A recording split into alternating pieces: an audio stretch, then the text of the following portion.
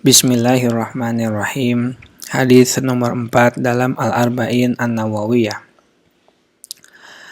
An Ibni Mas'udin radhiyallahu anhu qala.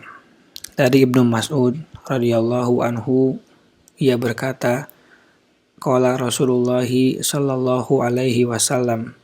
Rasulullah sallallahu alaihi wasallam bersabda, la yahillu damu imri'in muslimin. Tidak halal darah seorang muslim illa kecuali biihda salasin, dengan salah satu dari 3 sebab. Tidak halal darah seorang muslim ini menunjukkan bahwa hukum asal darah seorang muslim itu adalah haram untuk ditumpahkan, karena muslim itu sangat terhormat karena status keislamannya. Di antara dalil-dalilnya yaitu hadis ini. Kemudian dalil yang lain sebagaimana Rasulullah SAW sampaikan kepada kita, kullu muslimi ala muslimi haramun damuhu wa maluhu wa iraduhu. Setiap muslim di atas muslim lainnya haram darahnya, haram hartanya, dan haram kehormatannya. Di antara hadis yang lain yang menyebutkan tentang haramnya darah seorang muslim ditumpahkan, yaitu sibabul muslim fusukun wa qitaluhu kufrun. Mencela seorang muslim adalah fasik dan membunuhnya adalah kufur. Bahkan ada ancaman apabila dengan sengaja melakukan pembunuhan tersebut. Ini ada dalam firman Allah Subhanahu wa taala dalam An-Nisa ayat 93. A'udzubillahi minasyaitonirrajim. Wa may yaqtul mu'minan muta'ammidan, barang siapa membunuh seorang yang beriman dengan sengaja, fajaza'u jahannam, maka balasannya adalah neraka jahannam khalidan fiha, dia kekal di dalamnya, wa ghadiballahu alaih, Allah murka kepadanya, wa la'anahu, dan melaknatnya, wa adalahu, serta azaban azima, menyediakan azab yang besar baginya. Maka haram bagi kita untuk menumpahkan darah seorang muslim. Adapun kafir ada yang boleh dibunuh. Namun yang boleh dibunuh itu hanya kafir harbi atau kafir yang memerangi Islam. Adapun kafir yang lain seperti kafir zimmi. Kafir zimmi itu orang yang tinggal dalam negara Islam tapi mereka mengikuti aturan yang ada dalam negara tersebut, misalkan bayar jizyah atau pajak. Kemudian kafir musta'man, itu orang kafir dari negeri kafir yang memerangi Islam, tapi dia datang untuk meminta perlindungan kepada negara Islam dan tentu dikabulkan. Dan yang ketiga adalah kafir mu'ahad, orang kafir yang punya perjanjian damai dengan negara-negara Islam. Ini yang paling banyak dijumpai pada saat ini. Maka ketiga jenis kafir ini adalah haram untuk dibunuh. Tidak boleh dibunuh. Bahkan ada ancaman sendiri apabila seorang muslim melanggarnya. Kemudian dikatakan tidak halal darah seorang muslim, ini menegaskan betapa tingginya nilai seorang muslim.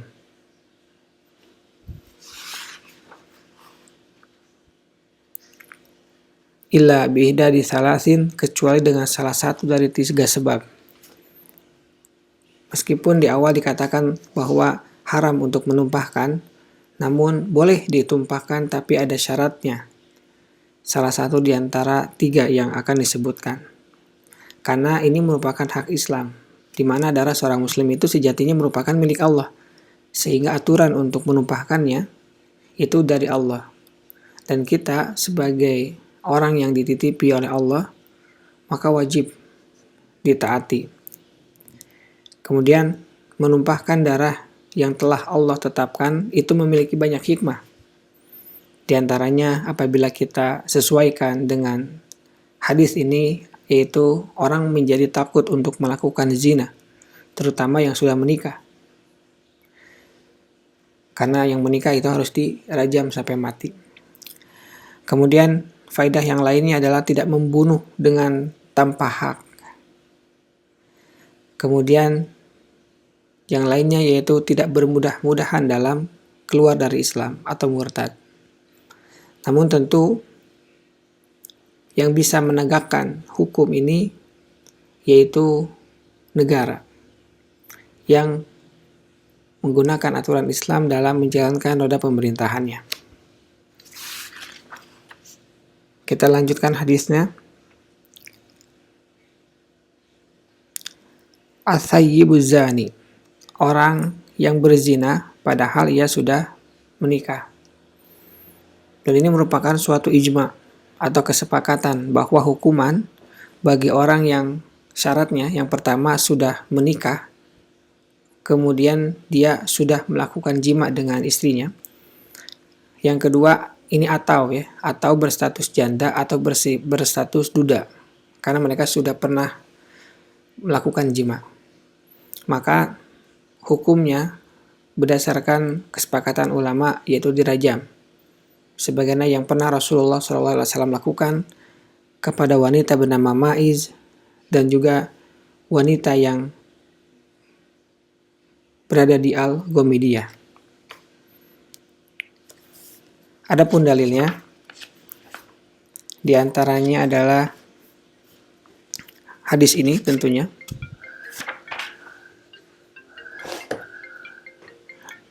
Kemudian hadis lain yang Rasulullah SAW sebutkan, walladzi nafsi biyadihi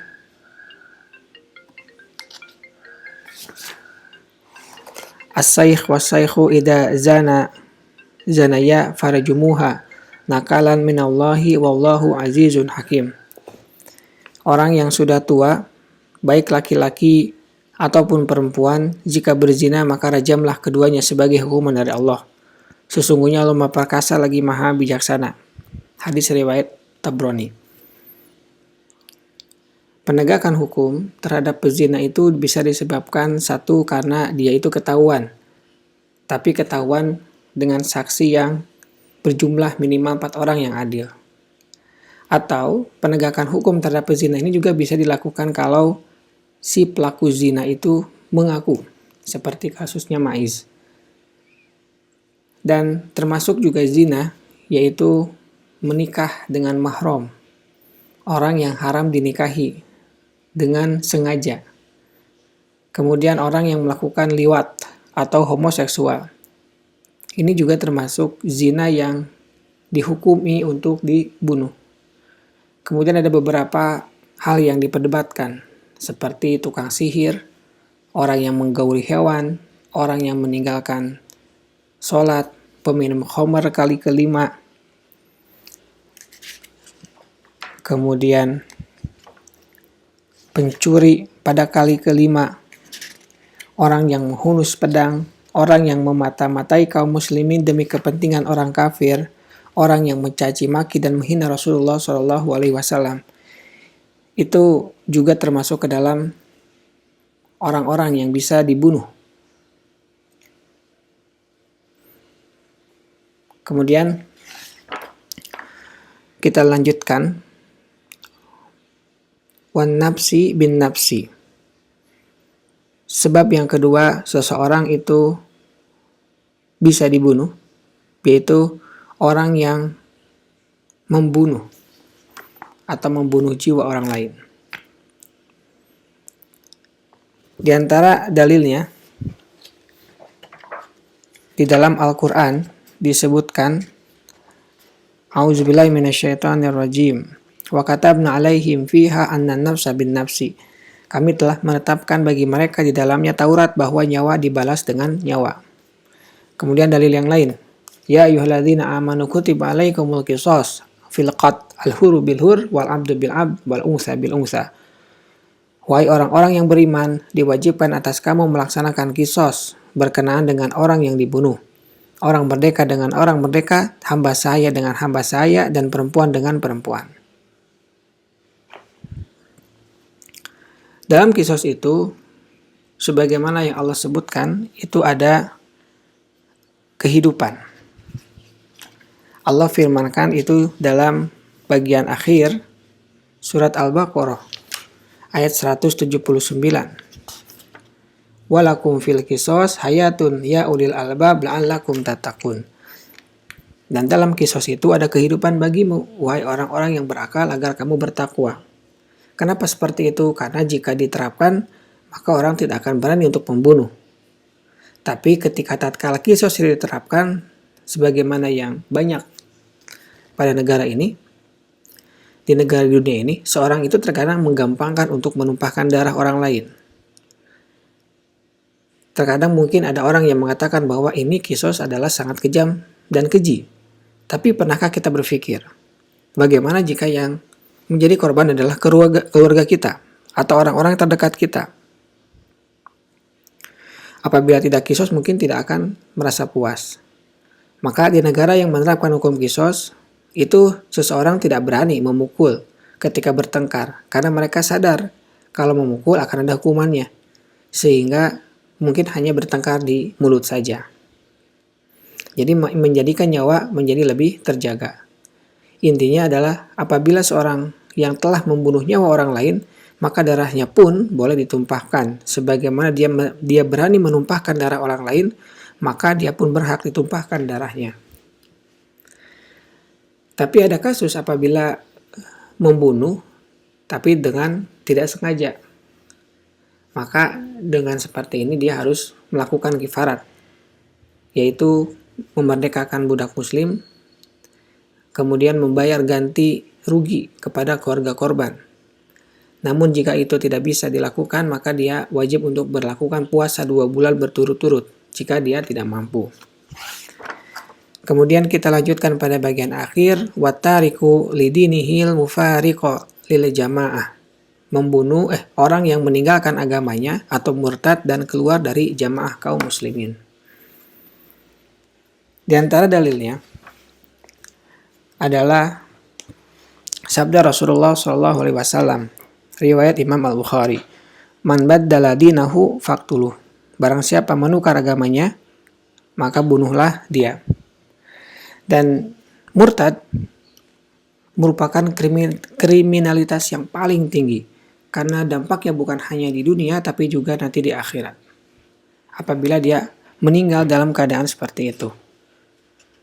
Kemudian praktik-praktik yang ada di zaman sahabat, di antaranya ada Abu Bakar yang memerangi sebagian orang Arab yang murtad dan orang yang tidak membayar zakat. Ini juga telah dibahas sebelumnya pada hadis-hadis yang lalu. Ini ada dalam Al-Bukhari dari Abu Hurairah. Kemudian ada juga Mu'adz bin Jabal yang ingin membunuh muslim yang masuk agama Yahudi. Ini diriwayatkan juga oleh Al-Bukhari. Kemudian Ali bin Abi Thalib yang membunuh orang yang menuhankan dirinya. Berarti kan dia telah murtad, sebagaimana yang ada dalam hadis riwayat Tirmizi. Subhanaka Allahumma wa bihamdika asyhadu an la ilaha illa anta astaghfiruka wa atubu ilaik. Assalamualaikum warahmatullahi wabarakatuh.